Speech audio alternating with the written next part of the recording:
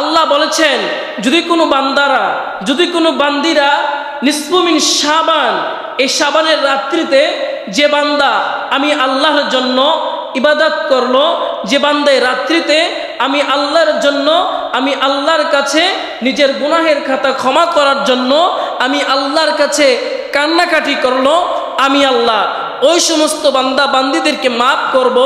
আর আল্লাহ বলেন বান্দা এই যে রাতটা এমন একটা রাত, এই রাত্রির মধ্যে যদি কোনো বান্দি সারা রাত্রি যদি নফল ইবাদত করতে পারে, তাসবিহ তাহরিমা করতে পারে, জিকির আজকার করতে পারে, কোরআন তেলাওয়াত করতে পারে, কবর জিয়ারত করতে পারে, আল্লাহ বলেছেন ওই সমস্ত বান্দারা আমার কাছে নিয়ামত পাবে, ওই সমস্ত বান্দারা আমার কাছে ক্ষমা পাবে। রাত্রিতে যারা সারা রাত্রি পর্যন্ত জাগ্রত থেকে আমি আল্লাহর ইবাদত করেছে, আমার বন্ধুর হাবিবকে ভালোবেসে যারা এই রাত্রিতে আমি আমার জন্য এই রাত্রিতে সারা রাত না ঘুমিয়ে আমার জন্য কষ্ট করেছে, আমি আল্লাহ তার কষ্টের প্রতিদান আমি আল্লাহ এই রাত্রির মধ্যে দিয়ে দিই। সুবহানাল্লাহ বলেন। আল্লাহর নবী সাল্লাল্লাহু আলাইহি ওয়াসাল্লাম একদিন আম্মা জান আয়েশার ঘরে রাত্রিবেলা ঘুমিয়ে রয়েছিলেন। ঘুম থেকে উঠে মা আয়েশা দেখেন আল্লাহর নবীজি তার বিছানার মধ্যে নাই।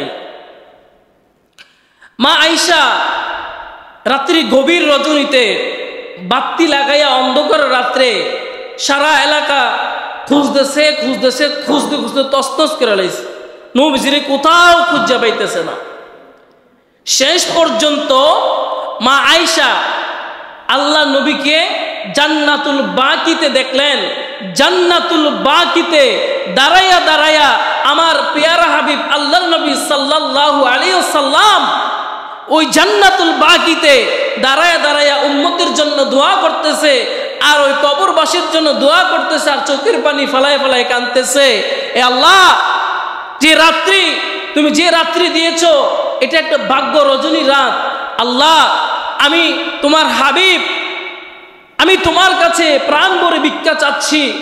আল্লাহ, আমার উম্মতদেরকে তুমি মাফ করে দাও, আমার উম্মতদেরকে তুমি জান্নাতে দিয়ে দাও। সুবহানাল্লাহ বলে আম্মা জান আয়েশাও মানে নবীজির পেছনে মুনাজাত ধরলেন। নবীজিও কাঁদতেছেন, আম্মা জান আয়েশাও কাঁদতেছেন। মুনাজাত শেষ হওয়ার পর আম্মা জান আয়েশা বলেন, ওগো আল্লাহর নবী, আপনি এত গভীর রাত করে জান্নাতুল বাকিতে কিসের এত রাত্রে আসছেন কেন? আল্লাহর নবী মা আয়েশাকে বলেন, ওরে আয়েশা, এই যে শাবান মাস আসলে এই যে এমন একটি রাত, এই মাসে যে কোনো একদিন আল্লাহ বান্দাদেরকে মাফ করে দেয়। বান্দাদেরকে আল্লাহ এমনভাবে মাফ করেন, যদি বান্দারা আল্লাহর দরবারে যদি ওইরকম ভাবে যদি কান্নাকাটি করতে পারেন, আল্লাহ পাক রব্বুল আলামিন বান্দাদেরকে মাফ করে দেবে। আমি নবীজি, বিশ্ব নবী, আমি আমার উম্মতের জন্য কাঁদতেছি, না জানি আমার কোনো উম্মতরা না জানি আমার কোনো উম্মতের দলেরা জাহান্নামে যেতে হয়, সেজন্য আমি জান্নাতুল বাকিতে এসে আমি আমার উম্মতের জন্য এতভাবে কাঁদতেছি। আল্লাহর নবী সাল্লাল্লাহু আলাইহি ওয়াসাল্লামের এই কথা শুনে মা আয়েশা বলেন, ওগো আল্লাহর নবী, আমি তো জানি না, আমি তো বুঝতে পারি নাই আপনি যে জান্নাতুল বাকিতে এসেছেন। এই রাত্রিতে রাত্রিতে ভাগ্য নির্ধারণ হয়, কোন বান্দাদের এই রাত্রিতে ভাগ্য, কোন বান্দা কপাল খুলে যায়, আমিও জানি না, আপনিও জানেন না, কেউ জানে না। জানে কে? একটু আওয়াজ দিবেন, জানে কে? আপনারা যদি আওয়াজ দেন আমাকে কথা বলতে আমার ভালো হবে। আগামী জুমা কিছু বলি নাই, এই জুমা থেকে ইনশাল্লাহ আমার কথার মাঝে মাঝে আমি যেটা প্রশ্ন করব উত্তর করব, আপনারা উত্তর দিবেন। ঠিক না বেঠিক? সুবহানাল্লাহ, আলহামদুলিল্লাহ সব বলবেন, মন থাকবো। এবার আল্লাহর নবী সাল্লাল্লাহু আলাইহি ওয়াসাল্লাম এবার সকল সাহাবাদেরকে নিয়ে জান্নাতুল বাকিতে আসলেন। রাত্রিবেলা গভীর রজনীতে এসে সাহাবায়ে কেরামদেরকে নিয়ে ওই রাত্রিতে কবর জিয়ারত করতেছেন। আল্লাহর নবীজি যা করে গেছেন, আমরা যদি দুনিয়াতে থাকতে যদি তা করতে পারি, আল্লাহ বলেছেন বান্দা আমার নবী যেমনে চলছে, উম্মতের জন্য যেভাবে কাঁদছে, বান্দারে তোমরা যদি জমিনে বসে বসে আল্লাহর দরবারে এই রাত্রিতে জিকির আজকার করতে পারো, তাসবিহ তাহরিমা করতে পারো, বান্দা আমি তোমাদের গুনাহ খাতাগুলি মাফ করে দেব। আল্লাহ বলেছেন আমি আল্লাহ 5 শ্রেণী, কয় শ্রেণী একটু উত্তর দেন, কয় শ্রেণী? আল্লাহ বলেছেন 5 শ্রেণী মানুষদেরকে ছাড়া বাকি যত মানুষ আছে, বিশ্ব জাহানের যত মানুষ আছে সব মানুষকে আল্লাহ এই রাত্রিতে মাফ করে দিবেন। একমাত্র কয় শ্রেণী ছাড়া?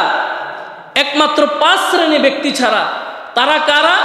1 নম্বর যারা শিরিক করেছে, 1 নম্বর যারা শিরিক করেছে, 2 নম্বর যারা মুশরিক, 2 নম্বর যারা মুশরিক, 3 নম্বর যারা কি কাফের, 3 নম্বর যারা কি কাফের, 4 নম্বর আল্লাহ বলেন যারা নিজেকে নিজে খোদা দাবি করে, নিজেকে নিজে খোদা দাবি করে, যেমন ফেরাউন, নমরুদ, এরা তো নিজেকে নিজে খোদা দাবি করত। তার জন্য আল্লাহ তাদেরকে কি মাফ করছে? তাদেরকে মাফ করে নাই। আল্লাহ তাদেরকে মাফ না কইরা আল্লাহ ওই সমস্ত বান্দাদের কাতারে ওই নমরুদ, ওই ফেরাউনকে ওই সিরিয়ালে আমার আল্লাহ রাখছে, ঠিক কিনা বলেন? আরেক ব্যক্তি কারা যাদেরকে মাফ করবে না? কয়টা গেছে? 4টা গেছে। আরেকটা কারা?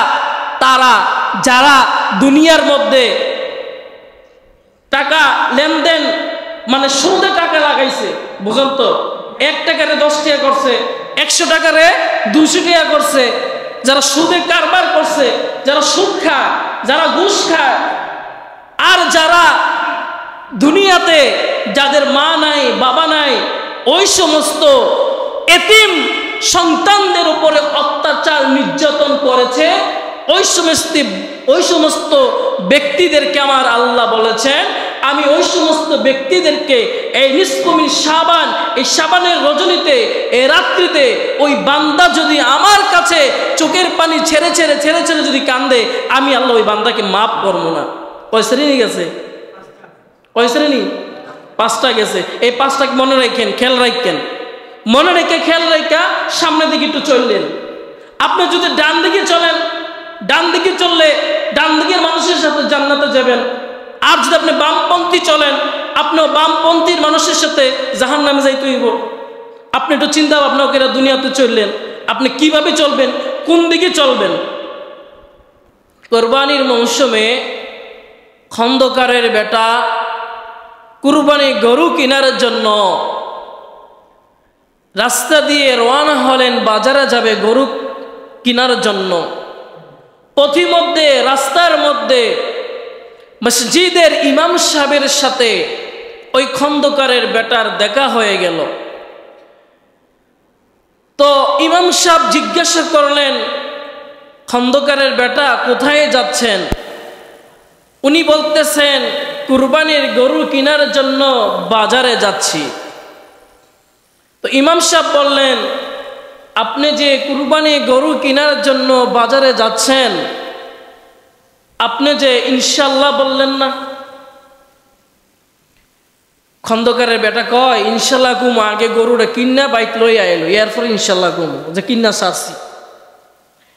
এবার খন্দকারের বেটা কুরবানি গরু কেনার জন্য বাজারে গেলেন। বাজারে গিয়ে গরু ক্রয় করতেছে, কিনতে পারতেছে না। হঠাৎ করে রশিদ চামচুরা, মানে চোর, তার নাম কি? রশিদ। তার নাম কি? রশিদ। চিন্তা করতেছে কেমনে মিল করি। হঠাৎ কইরা ওই যে খন্দকারের বেটার পকেট থেকে পকেট কাইটা তার যে গরু কিনতে আইছে টাকা নিয়া, ওই টাকা সব নিয়ে গেছে। তো খন্দকারের বেটা এবার কুরবানি গরু কিনছেন, ক্রয় করছেন, এবার গরুওয়ালাকে টাকা দিবে। টাকা দিতে গিয়ে দেখে খন্দকারের বেটার পকেটের কি নাই, তলা নাই। কি নাই? পকেটের তলা নাই। বাজার থেকে ফেরার পথে আবার মসজিদের ইমাম সাহেবের সাথে দেখা। খন্দকারের বেটাকে বলতেছেন, কি বাজার, গরু কই? বাজারে না গেছিলেন গরু কেনার জন্য? তো বলতেছে, ইনশাআল্লাহ আমার পকেটের তলা চুরে নিয়ে গেছে।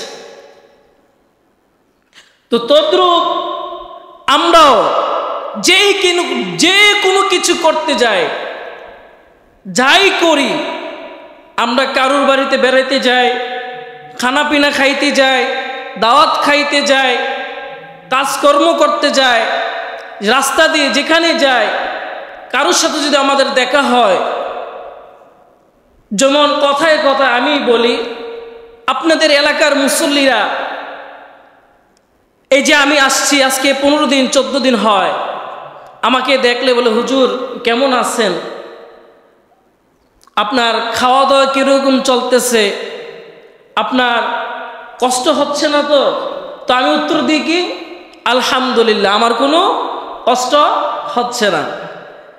আল্লাহ পাক রব্বুল আলামিন তদ্রূপ প্রত্যেকটি বান্দা বান্দিরকে এইভাবে মৃত্যুর পর্যন্ত জানিয়ে দিয়েছেন, বান্দা বিপদে পড়ে গেলে, মুসিবতে পড়ে গেলে, তুমি অসুস্থ আছো, অসুস্থ অবস্থা আছো, ওই অবস্থা তুমি কোনো বান্দার সাথে দেখা হয়েছে, বলো শুকরিয়া, আলহামদুলিল্লাহ, আল্লাহ আমাকে রেখেছেন অনেক ভালো।